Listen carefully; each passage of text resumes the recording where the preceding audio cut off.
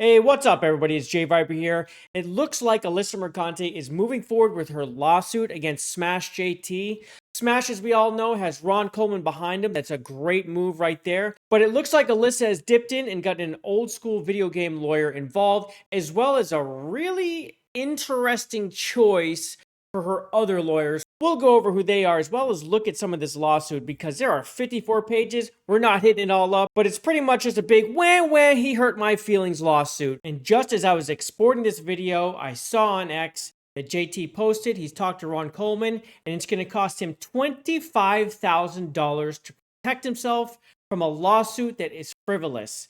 This is what we're up against. This is what we're dealing with, and I will have a link below that you can check out to help him because right now it looks like he's digging into his family savings in order to fight this person. Let's check it out right after you like, subscribe, and hit that notification bell. JayViper is awesome. He's so good looking. He's got the crowd in awe. So the first thing I did was scroll to the bottom of the lawsuit to see who was representing Alyssa Mercante. And I came to this place called FemLaw. These are the people. This is their front page. Not gay as in happy, queer as in blank. Now, when we go and look at the people here, we've got this girl boss, wannabe angry lawyer chick. And then we have this person who is on the actual lawsuit, this Jeremy Green.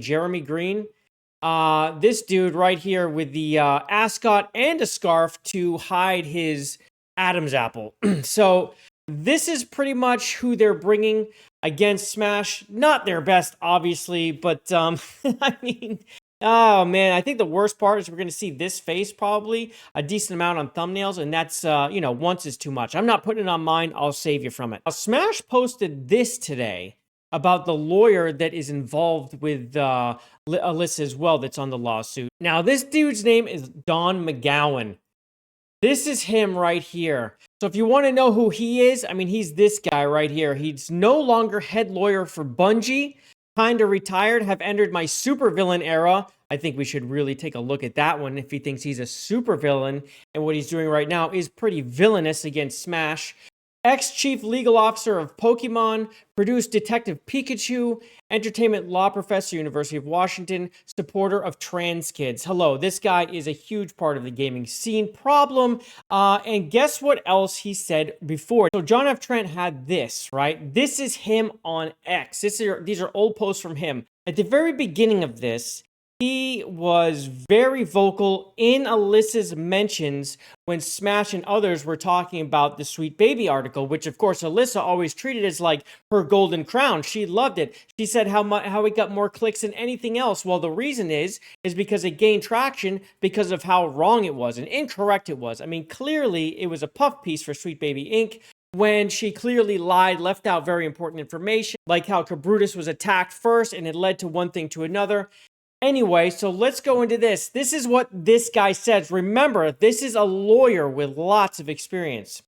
And it never occurs to them that the reason nobody made games for them was because nobody wanted to make those kinds of games. Nobody wants your money because no one wants you in their environment. Take it from someone most of whose job was figuring out ways to get rid of you. You're a gamer-gator? Fuck off, you goddamn child. Nobody wants your money. Go spend it on anime porn. This is the lawyer. So he has been involved with this since the very beginning. He's been hovering around Alyssa Mercante's circle. Who knows how involved he was with the lawsuit, but he's at least involved now. Now, this is an actual real name behind the lawsuit. This gives it some precedence because the other lawyers that she has involved, nah. And of course, this is him tooting his own horn. He is quote tweeting or whatever the hell they call it on Blue Sky. I had to go to Blue Sky for this. Just absolutely, I'm sorry we're here. It's horrible. But he's retweeting her where he says, unusually for me, I'll let my work speak for itself. So what he means by that, I guess, is that he's just going to let his work speak for himself, and normally he wouldn't. But here's the thing. Let your work speak for itself. Just looking at this document, it's like, did a child write this? I'm actually wondering how much Alyssa wrote or had in it. because the screenshots used, it reminds me of bickering from one side, like one person complaining at each other because all they talk about is Smash JT. Of course, they're not going to show her involvement in this. They wouldn't. This is her side of the argument. His side of the argument would be her doing the exact same thing. The fact a lawsuit was filed is absolutely pathetic. So this is it right here. This is the lawsuit, Alyssa Mercante versus Jeff Tarja. JT, right? This is a thing that they point out about him having the Kotaku detected, and now he had a list of people who wrote for Kotaku. Now, of course, when you're doing that, you're just listing people that are on Kotaku. But they say a vast majority of the individuals listed on Kotaku page are women, people of color, non-binary individuals, people of the LGBTQ plus spectrum, and or Jewish people. Oh, yeah, maybe because the people that are working there have those qualities. This is absolutely ridiculous, but we have to remember why some of these things are being pointed out. This is happening in New York. This is a very left-leaning place. The judicial system is left. They are trying to appeal to a judge who is left-leaning with the way they write things in here. That is very important because as it stands on a case of law and how people deal with each other, this case holds no water. I mean, this is a pathetic case. But if you have a leftist judge, well, guess what? And what if you spend a lot of this document trying to paint JT as right? Not just right, but alt-right. But will they do such a thing? Well, here we are. Kotaku has long enjoyed the derision and ire of a certain set of alt-right trolls, an interesting thing in a legal document to put online for its perceived liberal or leftward bias in covering video games and issues related to gaming. Alt-right. I wonder if they do that again. Well, look at this on page 11.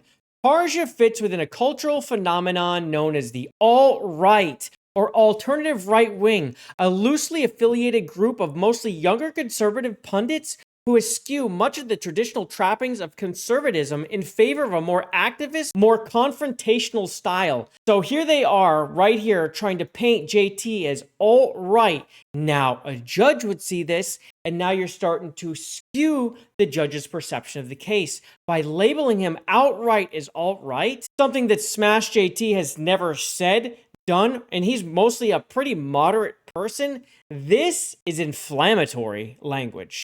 Doesn't stop there either. Tarja markets himself to and uses the language of the alt-right within the space of video games and video games culture. This is, I would love some explanation here as what they consider alt-right language. What is that? English? I mean, what are we talking about? This is such an inflammatory thing, and the reason they use language like this is to sway a judge who has to decide if this should go to court or not. But let's get into some actual complaints from Alyssa. Why is she having a hissy fit here? Because there's plenty of screenshots to share. So one thing they start hitting on is how he got popular. Now, the whole thing here is Alyssa wants money, right? So she's trying to say how much money she's owed. They're trying to say how he got very few hits and wasn't well known until Alyssa showed up and made him super popular, even though we know most of his content has nothing to do with her, and he gets plenty of views when it has nothing to do with Alyssa. Here they say how he published his Sweet Baby Inc. gaming narratives exposed, which includes screenshots of one of Mercante's Twitter posts with the caption, "Of course Kotaku joins the cause." Kind of a funny thing right here is that they're talking about JT's disappointment seemed to be that Grub was biased because it responded with a thank you to Mercante, and that JT went on to complain that rather than provide him with a discussion or rebuttal, Grub unceremoniously blocked him. This is included in a case, my friends. This is something that they're including in a case that has nothing to do with anything, and they're talking about JT upset that someone blocked him on freaking Twitter. And if we recall, Alyssa had JT's name in her mouth. She would constantly attack him on X. None of that's in here. Again, none of that's in here. But here he is when he's talking about Alyssa's obsessed. So they take that screenshot and put it in here. Again, one side of the argument. So when you hear one person's side of the argument, this is the stuff you put. And if you just put this like, oh, he's attacking this poor defenseless person who has a giant company behind her and who can actually constantly post articles with lies and leaving out truths. Oh, this poor thing. The JT went on a rant about how Mercante was allegedly going to take legal action against him. Oh, a rant Allegedly, hello, she had threatened him with it. How about put that? She threatened it to sue him. This is interesting. Ever want to utilize the misfortune of others to prop himself up? Tarja gloated that Mercante leaving Kotaku was a victory for his side, since he believes, hypocritically, that video games journalists should stick to pure game analysis and avoid dives into social-political commentary as it polarizes their readership. Despite Tarja himself engaging in divisive social political commentary, he believes there's space in the video game commentary community for voices like his, but not voices like Mercante, for which he has stated he always will call out. Now, again, why is the commentary here? It's because the commentary is over there. We talk about things that are in games, and then you have people like Alyssa, right, similar to her, who defend companies by leaving out critical information to readers. This is a publication, and to which I wonder how seriously they really take it, right? They know they have power in that position, and of course, since she left, she lost a lot of that power. Now remember, Alyssa insisted that she left on her own merit. We'll get to that soon. What's interesting here also is they include this Andy Cortez hit piece when Andy had freaking posted how JT was on that website for swingers, which is a complete lie fabrication, we knew.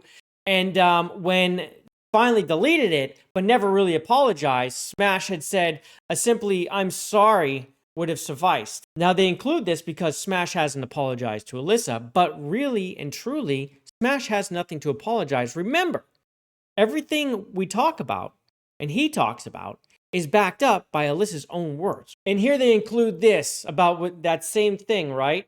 How this was forged, and that it's forged to implicate him on some sort of cuck website. And they're trying to compare it to this. When JT posted her in her t-shirt with this on there, because this is the original. So this got edited. I don't know if he edited or someone else did. I'm not sure. But here's the thing. What's on this shirt? Hi, you can't be racist against white people. Thanks for tuning in. I mean, my friends, they're trying to say that this is harassment. This is from Alyssa's profile banner on X. She had that in there for a while. What is this? So yeah, she wasn't wearing that shirt. No joke. This is called the internet. People will clown on you if you're a clown. And she's getting clowned on because she's a clown. She's someone to laugh at. She's basically a lolcow. Maybe not Jaffe level lolcow, but she's one that lasted longer because she keeps coming back for more. And of course, many of us know how Alyssa tried to contact Smash JT, or didn't try, but she actually contacted Smash JT's wife on Facebook. This is Carolyn Pettit defending it. Carolyn Pettit isn't much different from Alyssa, by the way, so draw your own conclusions from that. I'm sorry, y'all, but if a wife finding out that her husband is openly, publicly up to on the internet might ruin their relationship, it's not the letting her know the vile shit he's doing. That's the moral problem here. You know what it is? Spoilers, it's the vile shit he's doing. You dummy, Pettit, you dummy. Smash wasn't worried about it ruining his relationship. Smash knew Alyssa was trying to ruin his relationship with his wife. It wasn't going to work. You think she doesn't know? Again, openly on the internet. Hello, stop being a clown. What Alyssa did was made it extremely personal against Smash JT. She did. She did it. Who made it personal first?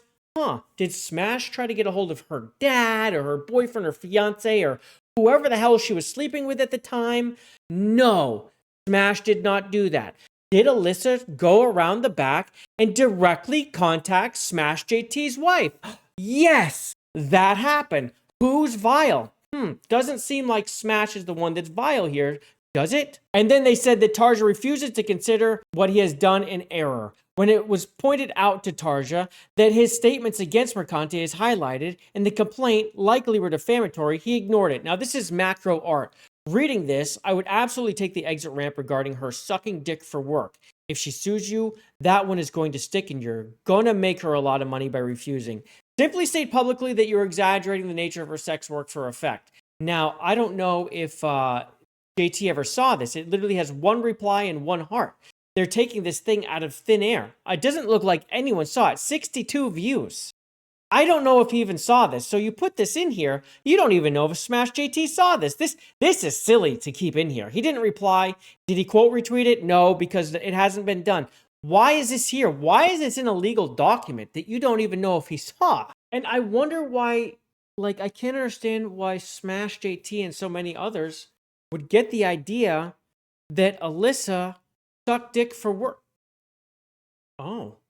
That's crazy. Well, certainly there's no grounds in talking about her sex work or having sex with random Oh, well, that's crazy too. And then they, of course, post this, where's the lawsuit, Alyssa? And then they try to say it's this kind of terrorism where a person engaged in targeted pattern of harassment directed at one person with the express goal of otherwise courteously interfering in that person's life or livelihood. She does this to people. She does this. She does the exact same thing. A good point was made in YouTube earlier to me where someone said this lawsuit, like he could sue her for the exact same thing because the exact same thing happens from her to JT. Now, there's no lawsuit there because nothing's really happening. It's two people bickering on the internet, but that's so true. The exact same things are happening from Alyssa towards JT and others. Now, here's what they're looking for. We're talking about money, right? The amount in the controversy in this case is more than $75,000 because JT's commercial enterprise is largely built off of and dedicated to the disparaging, harassing, intimidation, and stalking of Alyssa Mercante. Wow. This right here, it's gone. Thrown out of court. Built off of and dedicated to? No, it isn't. Let's go check out Smash JT's channel right now. Here we go. We got the latest one. Of course, the lawsuit filed. But I'm trying to find Alyssa Mercante. I'm looking because, it's dedicated to her. And when you're dedicating something like this... Oh, wait, is that her? Oh, no, that's Nure, who's actually pretty. Let's keep looking. We have to find Alyssa Mercante. Oh, there's one. Daddy issues. Okay, there's one. This is a month ago. Whoa, this is not a very good dedication. Here we go. This is when she was fired. Yes, there it is right there. Fired. Okay, so that's 2 in a month. But this is dedicated to her. There has to be more. There has to be more Alyssa Mercante stuff. There has to be. There's one another month ago. Okay. Gamers are right all along. Okay, but this isn't looking great. We're seeing 4 in 2 months. 4 in 2 months. But meanwhile, it's dedicated to her. Remember, this is someone who's very involved in gaming scene at the time, especially. So it would make sense that we talk about them. In fact, we look, there's Sweet Baby Inc. Here's Chris Kindred. Here's another gaming journalist. Oh, it's almost like he covers gaming journalists. This is crazy. So not just Alyssa Mercante?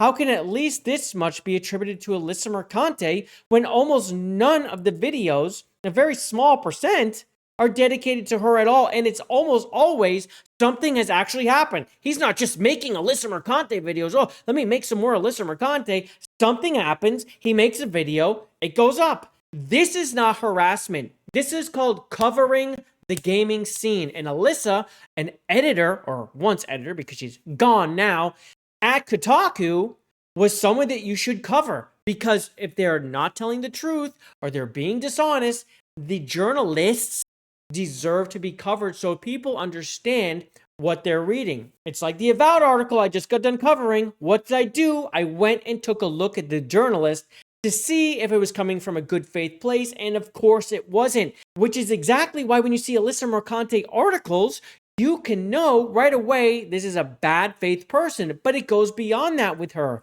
because she is entwined in it. Again, access journalism means she has access to many levers to pull. Here she is getting a gaming lawyer on her side. Tell me that access journalism isn't a thing without telling me that it's a thing. So let's read this. Mercante is also active on social media where she is not a demure wilting flower. She's bold, brassy, and opinionated. Whoa, they left out bitchy. Because of Mercante's prominent role, outspoken views, and positions at Kotaku, she's become a target of the ire of Tarja and his ilk. Mercante, who is a female journalist active in the video game space, lived through Gamergate the first time. Oh, she did? She lived? Me too. And almost everyone. I don't think anyone died from it. Is perfectly poised to report on its re-emergence. And you know who else is? Us.